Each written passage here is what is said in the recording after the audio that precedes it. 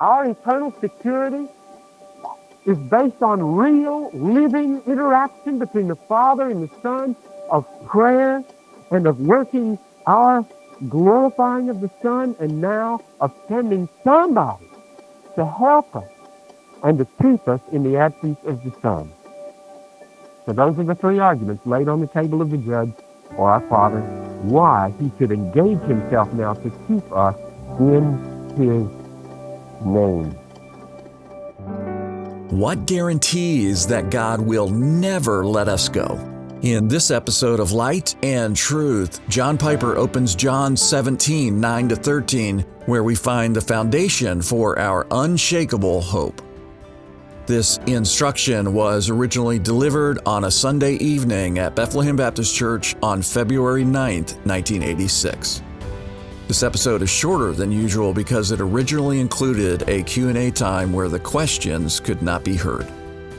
Piper begins by examining the reasons why the Father keeps us. There's three reasons here. Let's just look at them briefly one at a time. First reason, Father, why I'm praying for those whom you've given me, that you would keep them in your name, is that they are yours. Now, I don't, Father, mean to imply that they're yours and not mine, because all things that are mine are yours, and all things that are yours are mine. I mean, that's the way I hear this. These two sentences right here, 10a and 10b, are just a way of saying, don't misunderstand me, you who are overhearing this. All of this is for our sake, you see. The Father knows already everything that's in the Son's mind, but all of this is for our sake. When he says that those whom the Father gave to me were the Father's, it doesn't mean that they're not his. They are his, and they are the Father's, because he and the Father are one, and everything that belongs to the Father belongs to the Son, and everything that belongs to the Son belongs to the Father. But let's go back now to the main statement. For they are yours. How is that working? How is that an argument for why the Father should engage himself now to keep his children for himself and not let them be lost? And you see, let me put in a parenthesis here, unless I just assumed something I haven't said yet. Keeping means keeping from being lost. I get that here from not one of them is perished. I guarded them, and not one of them is perished. Now I want you to keep on guarding them and keeping them. So why should God engage himself on behalf of those whom he's given to the Son in order to preserve them and not let them perish and be lost? Answer, because they're yours. You chose them. They belong to you. Would you set your favor upon them and not keep them? You hear Romans 8 again? Those whom he foreknew, he predestined to be conformed to the image of the Son, and those whom he predestined, he called, and those whom he called, he justified, and those whom he justified, he glorified. Nobody gets left out, but it all originates in that foreknowing election of God. You chose them, they're yours, surely. You will keep them. So he argues theologically here. This is the way we should pray.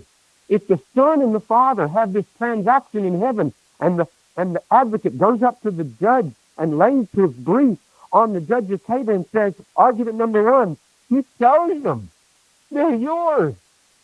The Father says, good argument. Very good argument. Second argument. And I have been glorified in them.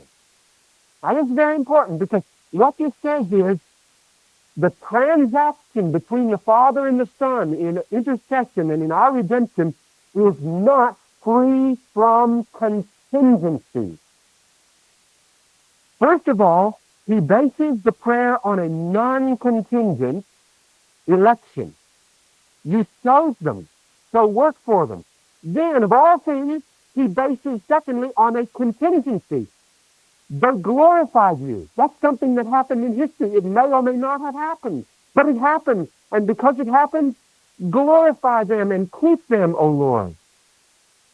See, that takes us back to the way Jesus argued for his own glory. He said, glorify me because, not only because I'm your Son, because I finished the work you gave me to do. I did my work on the earth. These people did their work on the earth. They glorified me. There are some amazing things back in chapter 14 to 16 where it says, Father, reveal yourself to them because they love you. That's contingent, you see. Not just because they're elect, but because they love you. If you love the Son, the Father engages himself for you on that basis. Third argument. Now, the first one was an argument from your status as elect. The second one was an argument from your state, you might say, as one who glorifies God in your heart and in your life. And the third is an argument from need. I am no more in the world. You see what he's been doing for us? Jesus was guarding the 12, and he was keeping them. I kept them in your name, but now I'm leaving. So, Father, let you and me engage in a plan to take care of my absentee lordship. Isn't it beautiful? I mean, this is joy. To see the Father and the Son putting their heads together as to how we're going to be taken care of in the absence of Jesus Christ. And they do it. And that's what chapter 16 is all about. The Comforter who comes in the name of the Father to work for us and keep us. I am no more in the world, yet they themselves are in the world. I'm coming to you. They're going to be alone. If we don't do something, they won't survive. Do you see the contingencies in here? Our eternal security is based on real, living interaction between the Father and the Son, of prayer and of working our glorifying of the Son, and now of sending somebody to help us and to keep us in the absence of the Son. So those are the three arguments laid on the table of the judge or our Father, why he should engage himself now to keep us in his name. This is Light and Truth, God-centered preaching to help you see Christ clearly and treasure him truly. I'm your host, Dan Kruver. Thank you for listening. On our next episode, John Piper continues our 9-part series on John 17, Jesus Prays for Us, with a teaching titled, Kept, Cleansed, and Sent.